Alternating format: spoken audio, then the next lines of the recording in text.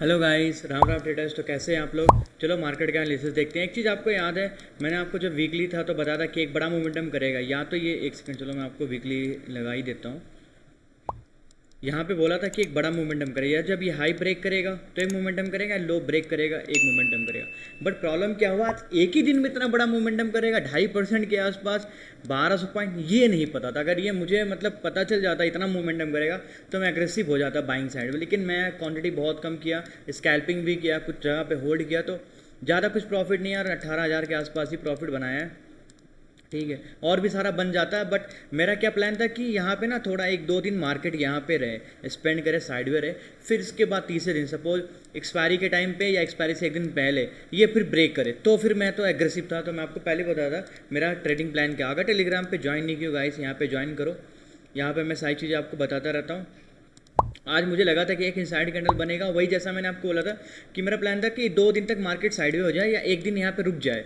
आपका 48,666 पे नीचे कहीं क्लोजिंग देते यहीं पे रुके और एक इनसाइड कैंडल बने, इसी के बीच में रहे, फिर ये ब्रेकआउट करे एक्सपायरी के टाइम पे या एक्सपायरी से पहले। तो एक बड़ा ट्रेंड ये जो आज ये मोमेंटम किया 1100-1200, उस टाइम पे मेरा प्लान था कि उस टाइम पे मोमेंटम करे। बट ठीक है यार, मोमेंटम कर दिया तो कर दिया, अब क्या कर सकते हैं। और हिंदुस्तान मोटर जब बोला था, देखो आज फिर से ये अपर सर्किट लगाया हुआ है। एक सेकेंड, नहीं ये 5% है, उस टाइम पे भी बताया था। एक सेकंड, ये अपर सर्किट लगाया था मैंने, हाँ ये देखो 10% का अपर सर्किट 31.57। अब बोल रहे हो टारगेट, टारगेट आपको देखो, मैं लॉन्ग टर्म मुझे कम से कम इसमें 100% रिटर्न चाहिए, ये मेरा टारगेट है। अगर 100% नहीं आता तो तब तक मैं नहीं निकालने वाला। भले मेरा अगर लॉस हो रहा है तो होने दो, मैं होल्ड करूँगा, क्योंकि ये बहुत ये मतलब बता रहा हूँ ना, मल्टी बैगर हो सकता है, तो इसलिए होल्ड करके रखा हूँ। आज भी परचेस किया है मैंने। और मेरा जो प्रॉफिट देख लो 80,000 का। एक सेकेंड, 80,000 का प्रॉफिट, ठीक है। और इसके बाद ये देखो, बोला था ना मैंने। चलो मार्केट का एनालिसिस अब सीधे देखते हैं। डेली कैंडल लेके लगाता हूँ मैं गाइस, ठीक है। अब देखो डेली कैंडल ना, अब बोलोगे यार सेलिंग कहाँ देखना है। देखो सेलिंग तो अभी नहीं देखना जब तक ये ट्रेंड का 50% क्लोज नहीं कर सकता 48,800 के नीचे। जब तक ये नीचे आता तब तक हम सेलिंग नहीं देखने वाले। जब भी ये पुल बैक करेगा नीचे की साइड पे हमें बाइंग करना है, सेलिंग नहीं देखना है। सेलिंग जब तक 48,800 जब तक क्रॉस नहीं होता तब तक सेलिंग नहीं करने वाले, क्योंकि यहाँ से ब्रेकआउट दिया है, ठीक है। यहाँ से ब्रेकआउट दिया है, नीचे की तरफ पे आएगा, ये सपोर्ट ले लेगा और पहले पुल बैक पे सब बाइंग करते। सपोज जो यहाँ से मिस हुआ होगा, ये आएगा, जब भी ये नीचे की तरफ आएगा लोग बाई करेंगे, फिर से ऊपर की तरफ जाएगा और टारगेट 50,000 होने वाला आने वाले टाइम पे। तो होल्ड कर सकते हो। और पोर्टफोलियो भी मैं अब थोड़ा बाइंग नहीं करूँगा जब तक ये 50,000 टच नहीं करता। फिर जब टच करे थोड़ा नीचे पुल बैक है तो मैं करूँगा ट्रेड, फिर से मैं अपना पोर्टफोलियो बिल्ड करना चालू करूँगा। और कुछ स्टॉक देखा है मैंने, वो भी आने वाले टाइम पर मैं वीडियो बनाऊँगा, मल्टी बैगर स्टॉक, ठीक है, क्योंकि अपॉर्चुनिटी बहुत है इंडियन मार्केट में, आपको तो पता ही है। चलो मैं आपको 50 मिनट में लेके चलता हूँ। अब देखो 50 मिनट में ना प्राइस एक्शन देखना, यहाँ से बहुत अच्छा प्राइस एक्शन बनाया था। यहाँ पे नीचे पहले मार्केट गैप अप खुला, फिर उसी के फेवर पे चला गया, फिर थोड़ा पुल किया नीचे। हाँ ये ट्रेंड का थोड़ा निगेटिव हो गया था, 50% से नीचे ज़्यादा करेक्शन कर दिया था, बट फिर भी सपोर्ट लिया यहाँ से, फिर ऊपर की तरफ गया, फिर पॉज लिया, फिर ऊपर पॉज। बहुत अच्छा प्राइस एक्शन बनाया होता, ठीक है। और भाई ट्रेड करने में मज़ा आया। मैं देखो यहाँ पे ट्रेड लिया था, कुछ क्वांटिटी यहाँ पे बाइंग किया था, फिर ये कंटिन्यू था। मैं यहाँ पे मैंने पी फिर बाई किया, फिर पी में सेल हो गया, फिर ये कैंडल फिर बाइंग किया। तो मतलब जहाँ जहाँ मेरे को अपॉर्चुनिटी मिल रही थी 10, 20, 50 पॉइंट, क्योंकि मैं होल्ड नहीं कर रहा था। क्यों क्या ना, होल्ड करता कभी लास्ट टाइम देखो कि selling pressure market positive pay, एक सेलिंग प्रेशर आता है कंटिन्यू सीधे फॉल हो जाता है, 100, 200, 300 पॉइंट एक एक मिनट में घूम जा रहा है नीचे की तरफ पे। इसलिए मैं नहीं कर रहा था। हमने क्या पता ऊपर की तरफ है, सडनली एक फॉल आ जाए नीचे, तो इसी में मेरा ऐसा लुट जाए। तो इसलिए थोड़ा डर रहा था मैं, लेकिन फिर भी ट्रेड बना और ज़्यादा प्रॉफिट का सोचा था। बट ठीक है, कोई दिक्कत नहीं, जब जैसा रहेगा फिर वैसा ट्रेड करें। अभी देखो 49,000 का एक लेवल है, मैं आपको जो लेवल लगा दे रहा हूँ 49,000 इंपॉर्टेंट है। अगर सपोज गैप डाउन भी नीचे खुलता है ना, तो भी हमें पॉजिटिव के लिए ट्रेड ना, सपोज नीचे आए फिर यहाँ 49,000 पे बाइंग करना। सेलिंग नहीं होने वाला कि कंटिन्यू सेल हो जाए, ठीक है। और बहुत बड़ा अगर गैप अप खुलता है तो गैप अप खुलेगा तो एक सेकेंड देखो, क्योंकि ऑलरेडी पॉजिटिव मार्केट है, यहाँ पे पॉजिटिव जो बाइंग करके गए होंगे, गैप अप खुलेगा ना, इनको ओवरनाइट प्रॉफिट हो जाए। सपोज अगर यहाँ पे 10,000 का प्रॉफिट है, गैप अप खुल गया तो यहाँ पे इनको 12,000, 13,000, 15,000 का प्रॉफिट निकल आएगा यहाँ पे। तो ये लोग क्या करें, सीधे प्रॉफिट बुकिंग करेंगे, तो प्रॉफिट बुकिंग आ जाएगा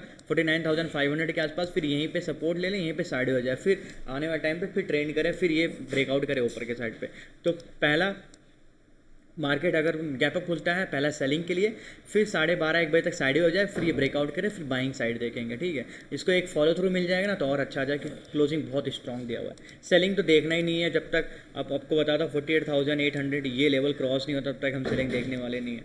एग्रेसिव सेलिंग 48,666, जहाँ से ब्रेकआउट जो मैंने लेवल दिया तो ऑपरेटर का लेवल देखो, वहीं से हमें बाइंग हुआ है, वहीं से अगर फिर ये ब्रेकडाउन करता है नीचे साइड पे, फिर वहीं से सेलिंग देखना है, सिंपल। और निफ्टी का भी देख लो यार, निफ्टी भी सेम है।